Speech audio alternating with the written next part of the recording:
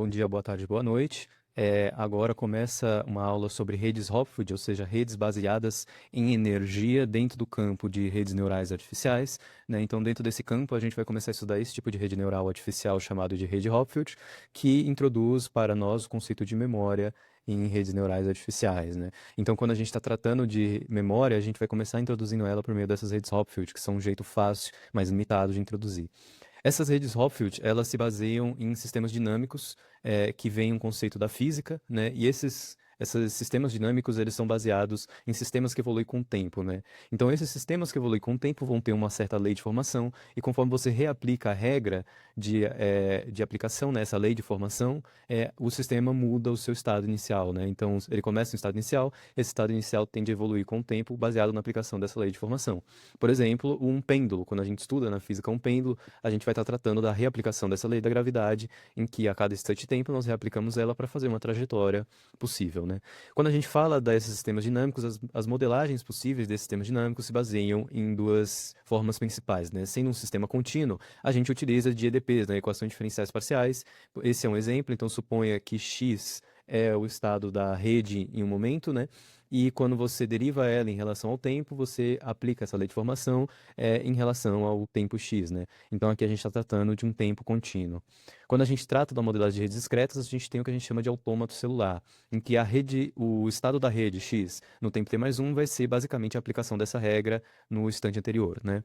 O interesse dessa área de sistemas dinâmicos, então, vai ser o comportamento assintótico, ou seja, a gente quer o limite dessa configuração quando o t tende ao infinito, né? Quando a gente faz esse estudo assintótico do sistema, variando diferentes parâmetros aqui e faz a rede convergir para o infinito, a gente está interessado, é a área de interesse da rede de sistemas dinâmicos, né? Então, dando continuidade aqui, quando a gente trata de redes neurais em sistemas dinâmicos, nós vamos ter um tipo de rede que depende do padrão de entrada anterior, né, que a resposta desse tipo de rede vai depender do padrão de entrada e do estado da rede no tempo anterior, né? Então, o estado da rede no tempo t mais 1 vai depender diretamente do estado da rede no tempo anterior, né, no x de t. Logo por isso, a gente diz que essa rede possui realimentação, né? Elas são realimentadas, a gente chama de redes recorrentes ou redes realimentadas. A partir disso, a gente consegue criar mecanismos de memória nessa rede, né? Como a recuperação da informação a gente vai fazer de modo que ela se baseie na criação de pontos fixos, nós podemos criar memórias associativas na rede, né? Do seguinte modo, quando a gente tem aqui o gráfico da rede, essa aqui função é uma função que a gente chama função de energia da rede, que eu vou detalhar mais depois, mas se você tiver, a gente vai definir pontos atratores, né? A gente vai chamar esses pontos de atrator, e quando você tiver um ponto na vizinhança de um ponto atrator, e você se mover, fizer uma interação na rede, ele vai fazer com que você convirja para um ponto atrator e que você não consiga ir para outro dado que você está em um ponto atrator, né? Então, para a gente guardar um padrão, a gente faz com que ele vire um ponto fixo. Então, ele vire esse pontos de mínimos locais na função, né? E quando a gente começa a tratar dessas redes Hopfield, ela tinha um problema inicialmente que é esse tipo de rede recorrente, que o padrão no tempo t mais um depende do padrão anterior, ela vai ter uma variedade de comportamento dinâmico, né? Então, quando a gente observa, por exemplo, naquele exemplo anterior, uma pequena mudança no A trouxe um comportamento completamente diferente na rede.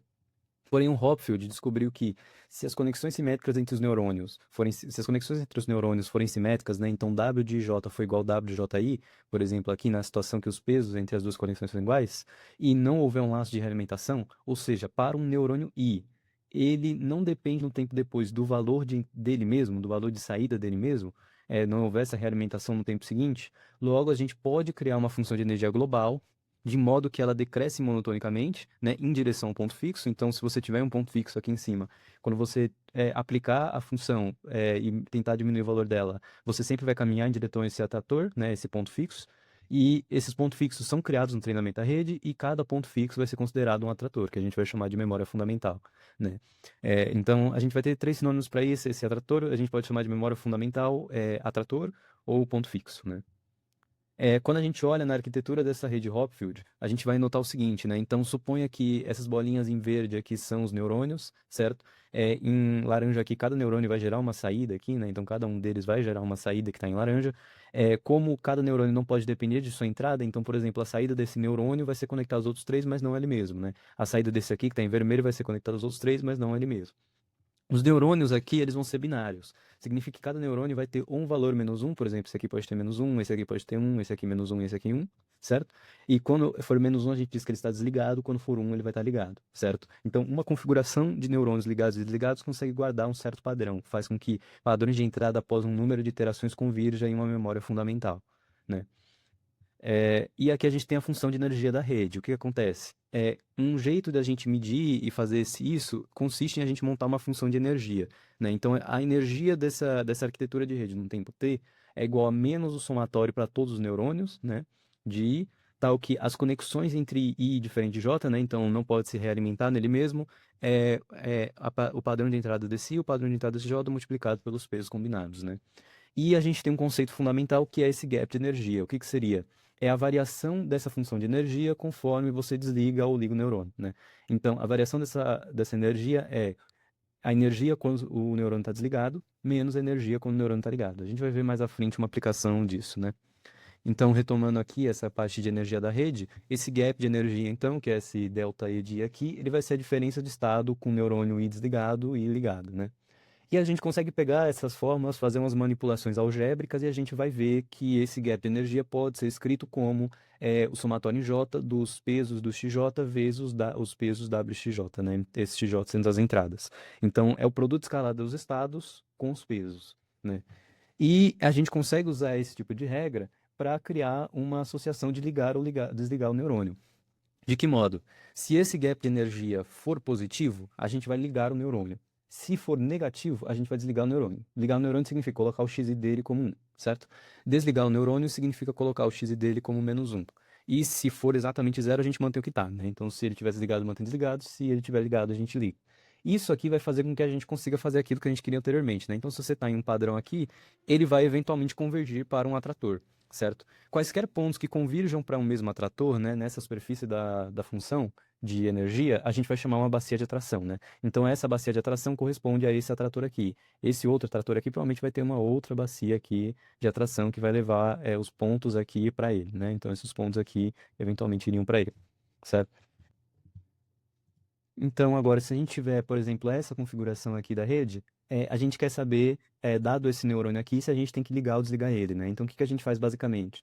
A gente pega os valores das conexões e multiplica pelos pesos dos neurônios conectados, né? Então, aqui, se a gente vai ter um neurônio XJ ligado a um neurônio I, a gente vai ter o seguinte, para calcular o delta do E de I desse neurônio aqui, né? Esse aqui da esquerda, a gente vai fazer o peso dessa conexão aqui, que é 0,2, vezes o neurônio que está conectado ao nosso inicial, mais o peso dessa conexão aqui, que é menos meio, vezes o valor desse neurônio, né? Então, a gente vai concluir que isso aqui vai ser menos 0,3. Como esse 0,3 é negativo, a gente vai acabar desligando o neurônio, né? Então, esse valor aqui vai para menos 1, né? E esses outros aqui se mantêm. Vocês podem fazer a conta, vocês vão ver que se você multiplicar, fazer a mesma regra para esse aqui, vai dar positivo, então mantém como está. Esse aqui vai dar negativo de novo, né? Mantendo a gente acabou de fazer, né? Então esse aqui 0,2, esse 0,3 e esses menos meio. Quando a gente fizer a regra aqui, vai manter como está esse, e esse aqui também vai acabar mantendo como ele está, né? Então, quando a gente acaba caindo numa situação assim, a gente diz que a rede convergiu, né? Então, esse aqui é um estado fundamental, né? Então, esses valores, vamos pegar da esquerda para a direita, esse menos 1, 1, corresponde a um ponto fixo da rede, né? Então, é uma memória fundamental. Então, a gente saiu de uma memória corrompida, entre aspas, e chegou a uma memória guardada na rede, que é uma memória fundamental, né? Agora, como que a gente faz para treinar essas redes Hopfield, né? Para treinar essas redes Hopfield, a gente vai usar o que a gente chama de regra de Hebb, né? Nessa regra de Hebb, ela é muito simples, né? Então, se a gente tem uma memória só que a gente quer guardar, a variação dos pesos vai ser a multiplicação de xi por xj. Eu já vou mostrar melhor o que seriam x e xj. É, Se a gente tiver m memórias, vai ser 1 sobre n, que n é o número de neurônios, aí a gente faz um somatório de mi até m, que m é o número de memórias, de x e mi, né, da memória atual, vezes xj, mi da memória atual, né? Então, e esse não é um processo iterativo. Então, a gente atualiza uma vez e já foi, né?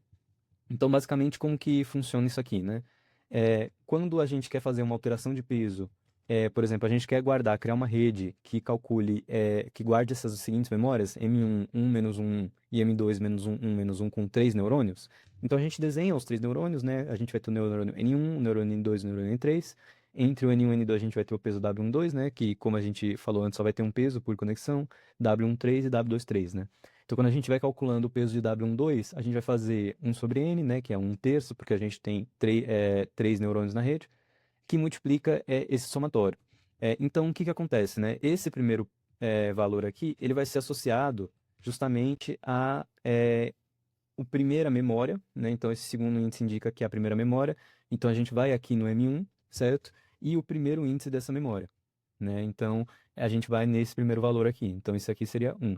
Esse aqui, portanto, aqui seria 2,1, né? Então, na primeira memória, o índice 2. Então, seria -1.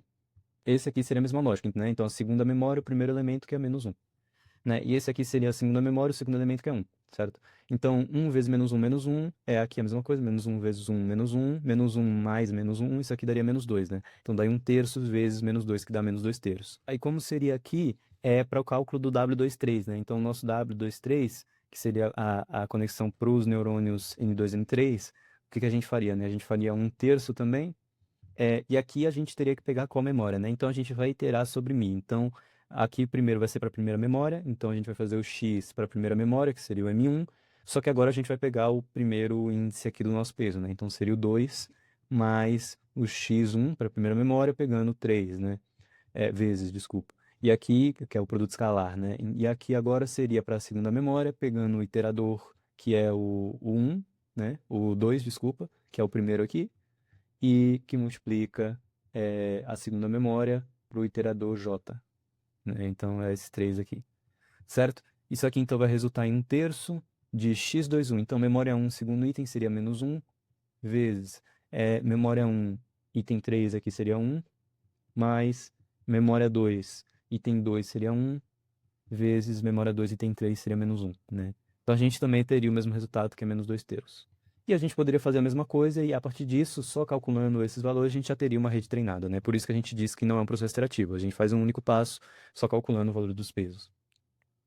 Qual seria a interpretação, então, dessa rede? Seria o seguinte, olha só, a gente teria pontos fundamentais, que seriam 1 menos 1, que é os estados estáveis, que são aqueles pontos fixos que a gente quer guardar, né, que eles estariam na redes, e se você tiver em algum desses outros estados, eles vão acabar convergindo, por isso que um estado instável, em algum momento, dadas iterações, eles vão convergir em um estado estável, né? Então, você, estando aqui nesse ponto, por exemplo, fazendo uma iteração, você vai se mover para cá, chegando nesse estado estável, e a partir dele você não sai, né? Ou se você estiver nesse estado aqui, ele vai acabar convergindo para esse outro ponto. Então, aqui, quando a gente vai para as observações da rede, você não pode fazer atualizações síncronas, então você tem que fazer uma por vez e mudar a rede, né? Igual a gente fez antes, a gente fez uma e mudou a rede, você não pode mudar várias de uma vez só. A rede faz recuperação por conteúdo, o segundo ponto, que é, se você tinha uma coisa meio fragmentada aqui, depois de X passos, você vai chegar à memória fundamental, por exemplo, aqui ele chegou em 3, né? Então, ele disse que esse valor aqui reconstruiu essa memória corrompida para um 3. Um outro ponto são os estados espúrios. Então, quando você treina essa rede, acaba acontecendo que estados que você não quer aparecem. Por exemplo, todo xi vai ter um estado espúrio menos xi. E se você tiver valor de entrada próximo a esse menos xi, vai convergir nele, por mais que você só tenha treinado para xi. E o quarto ponto é que a memória é limitada pelo número de neurônios, né? Então, você só consegue guardar de memória mais ou menos 14% do número de neurônios, né? Então, essa foi basicamente as redes de Hopfield.